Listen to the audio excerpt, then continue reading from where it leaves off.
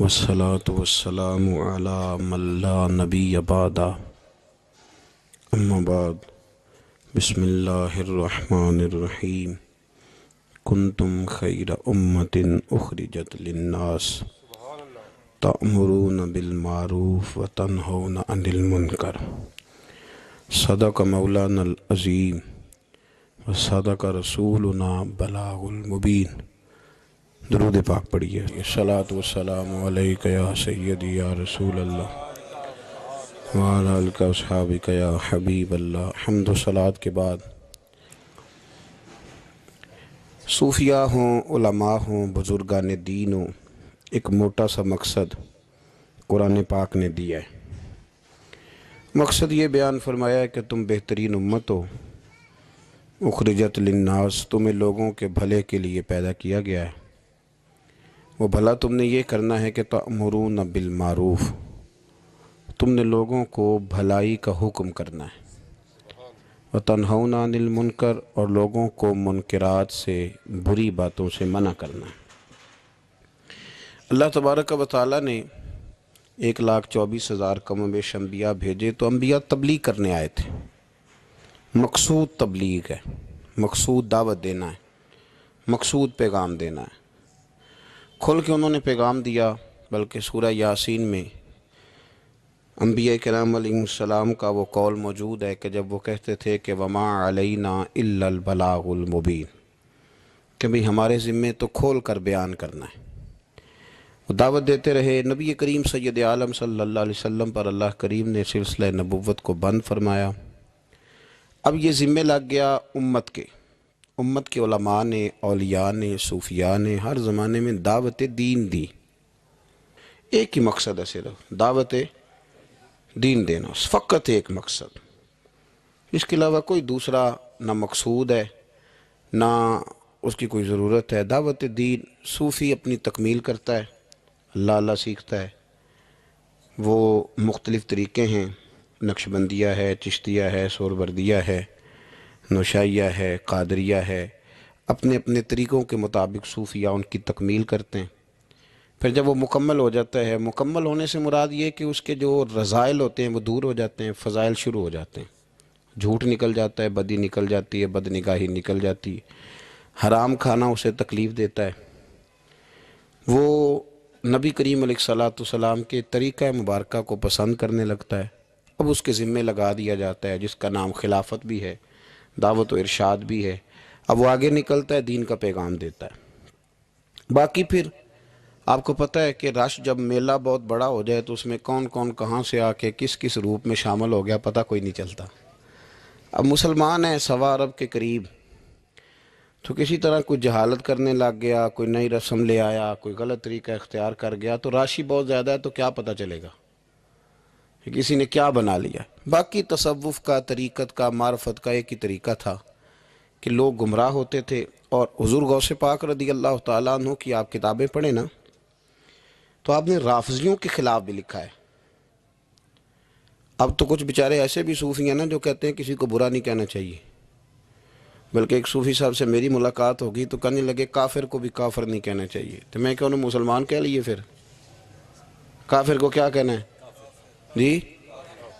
کافر کو بھی انہوں کی آکھیے، پھر آپ بتا دیں۔ قل یا ایہا الکافرون، اللہ فرماتے ہیں کہ محبوب آپ کہہ دیں او کافرو۔ تو جب قرآن کہتا ہے کہ کافر کو کافر کہو تو کافر کو کافر ہی کہنا ہے، اسے مومن تو کہا نہیں جا سکتا، نہ وہ مومن ہے۔ میری بات کی سمجھ آ رہی ہے آپ حضرات؟ تو حضرت غوث پاک رضی اللہ تعالیٰ عنہ کی آپ کتابیں دیکھیں تو آپ نے باقاعدہ جو لوگ صحابہ کی بے ادبی کرتے تھے نا ان کے خلاف لکھا ہے۔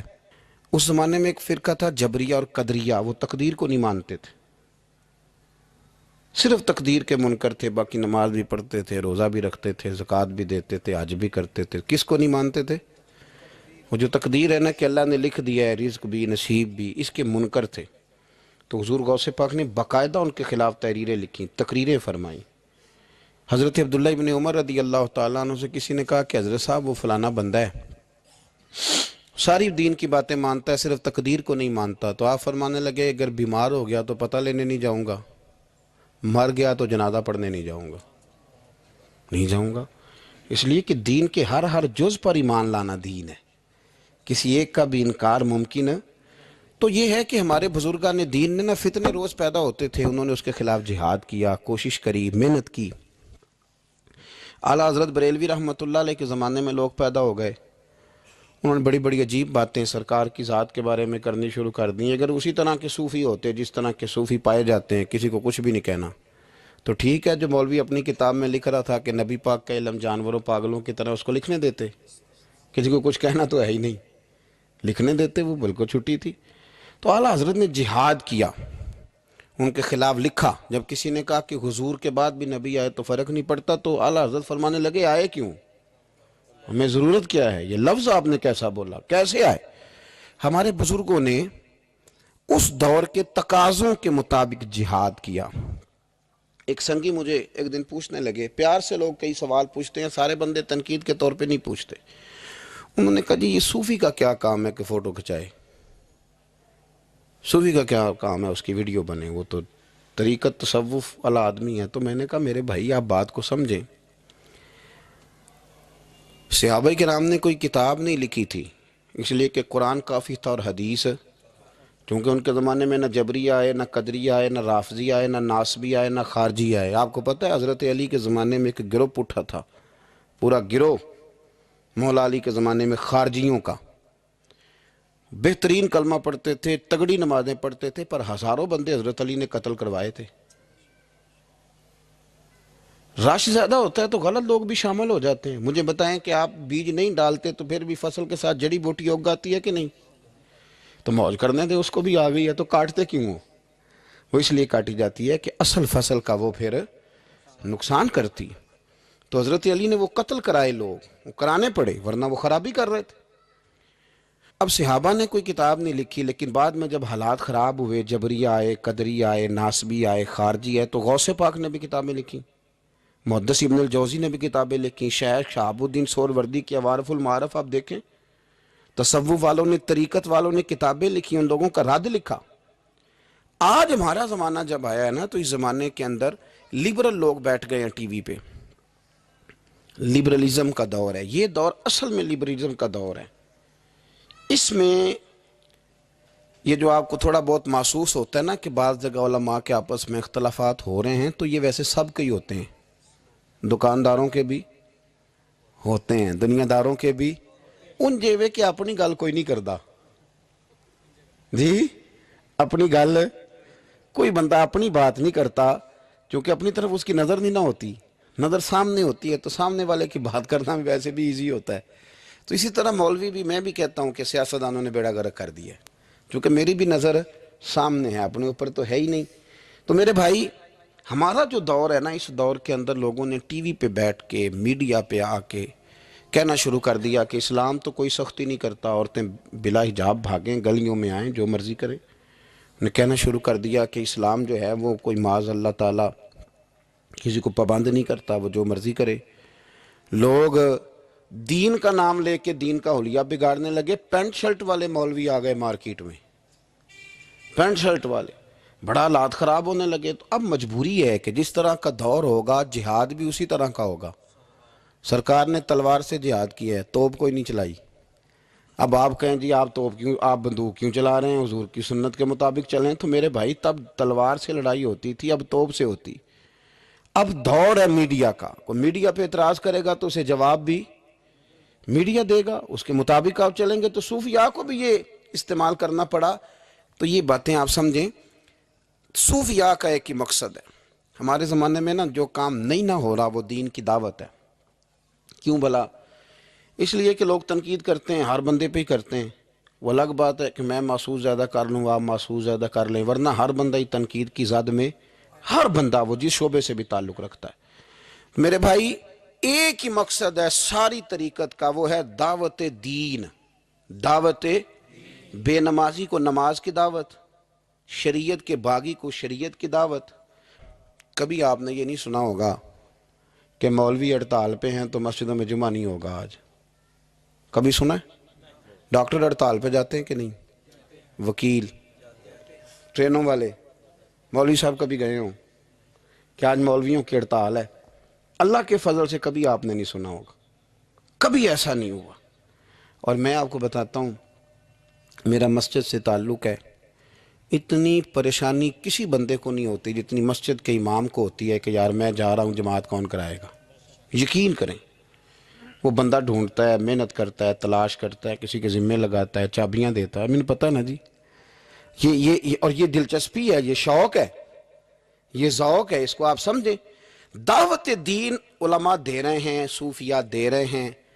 کسی بھی بندے کو آپ ٹٹول کے دیکھ لیں، یار ماشاءاللہ داڑھی شریف رکھ لی ہے، تو کہے گا یار میں لاہور گیا تھا، ایک علامہ صاحب کی بات سنی، بس میرے دل پہ لگ گئی۔ ہو سکتا ہے اسے نام بھی نہ یاد ہو۔ تو یہ دعوت دین ہو رہی ہے تو بات آگے بڑھ رہی ہے نا۔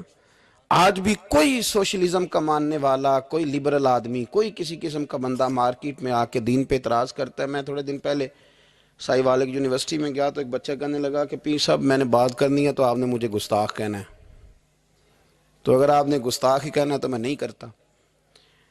تو آپ بتا دیں۔ میں نے کہا نہیں، آپ بات کریں، میں آپ کو گستاخ نہیں کہتا۔ کہنے لگا جی نبی پاک صلی اللہ علیہ وسلم کے زمانے میں غلامی ختم کیوں نہیں ہوئی؟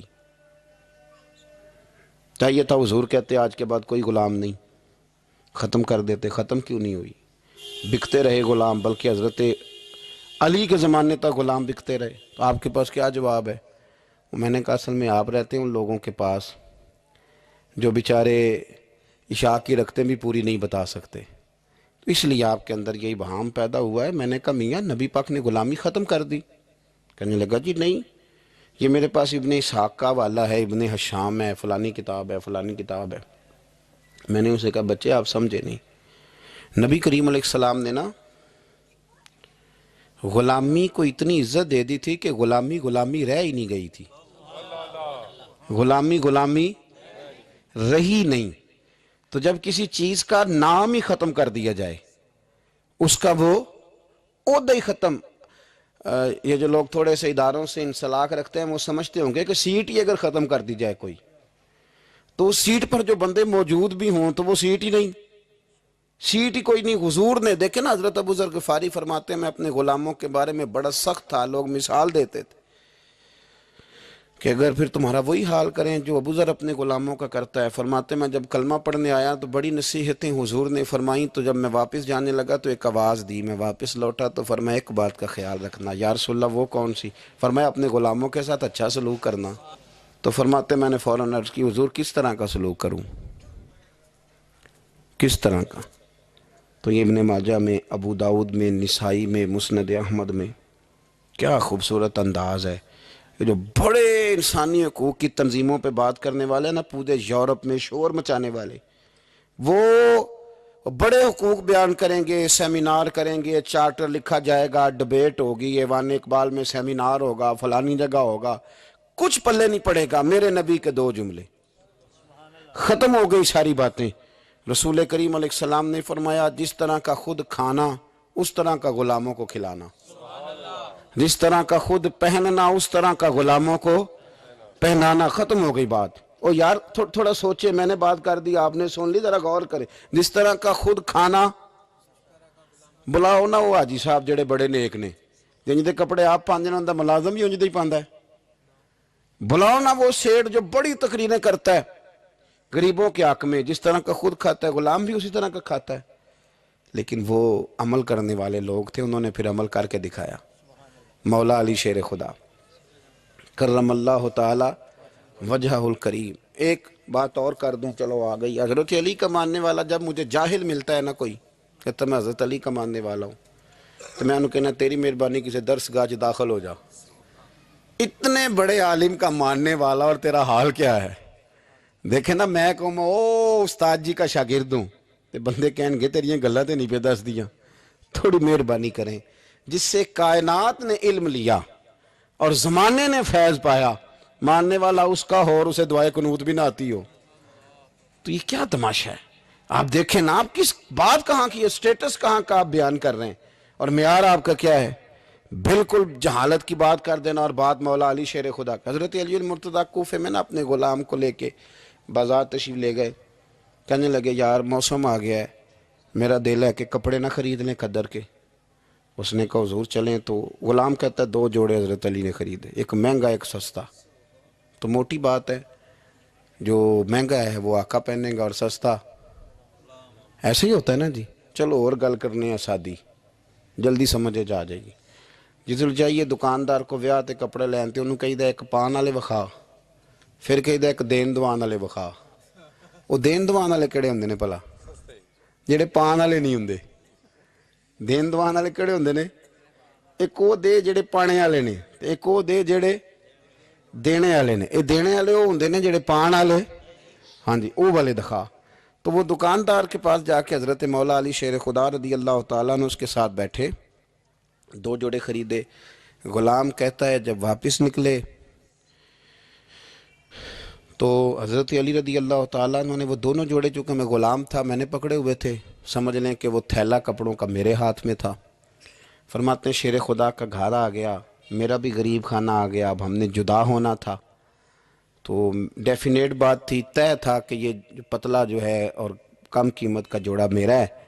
تو کہتے ہیں حضرت علی شیر خدا رضی اللہ تعالیٰ عنہ نے مجھے کہا کہ میرا جوڑا دے دو. تو میں نے وہ کپڑا جو مہنگا تھا وہ ان کی طرف بڑھایا، تو انہوں نے سستے کپڑے پہ ہاتھ ڈالا.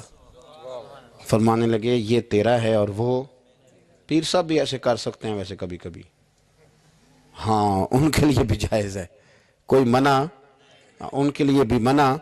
ہاں جی نذرانہ لینا بھی سنت ہے اور کبھی کبھی غریب مرید کو دینا بھی سنت ہے. یہ بھی سرکار کے دین میں بات موجود ہے. بلکہ حضرت شیخ شہاب الدین سہروردی سے کسی نے کہا نذرانہ کس کو کہتے ہیں؟ فرمایا امیر سے لے لینا اور غریب کو دے دینا، اسی کا نام نذرانہ ہے. حضرت مولا علی شیر خدا کے اس غلام نے جب مہنگا جوڑا اپنے پاس دیکھا اور سستا حضرت علی کی طرف دیکھا تو اس نے ایک جملہ کہا. پھر حضرت علی نے جواب دیا، یہ ہے شیر خدا کی تعویل. ہم نا جب بچوں کو سبق پڑھاتے ہیں نا مدارس میں، تو پہلے اعتراض قائم کرتے ہیں، پھر خود اس کا جواب دیتے ہیں. تو 2 قسم کا جواب ہوتا ہے، ایک الزامی ہوتا ہے، ایک تحقیقی ہوتا ہے. کئی دفعہ ہمارے بچے مطمئن نہیں ہوتے، وہ کہتے ہیں جی میں نہیں مطمئن ہوا، جواب دوبارہ دیں.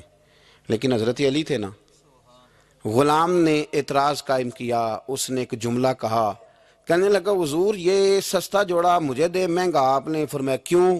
کہنے لگا اس لیے کہ آپ آقا ہیں اور میں غلام ہوں. اب شیر خدا کا جواب سنے شیروں والا. فرمانے لگے نہیں میاں، مہنگا تو پہن اور سستا میں پہن. کہنے لگا کیوں؟ فرمانے لگے اس لیے کہ میں بوڑھا ہوں تو جوان ہے، میں بوڑھا ہوں تو جوان جو ہوتے ہیں وہ پہنے کپڑے اچھے اچھے مہنگے، میرا تو بڑھاپا ہے. وہ شخص کہتا ہے کہ میرے پاس اس بات کا جواب ہی کوئی نہیں تھا، کوئی جواب. اتنی بڑی بات کر دی. فرمانے لگے یہ مہنگا ہے، یہ جوان کوئی آدمی پہنے، میں بوڑھا ہوں. میں تو دعوت دین فقط مقصد صوفیاء کا.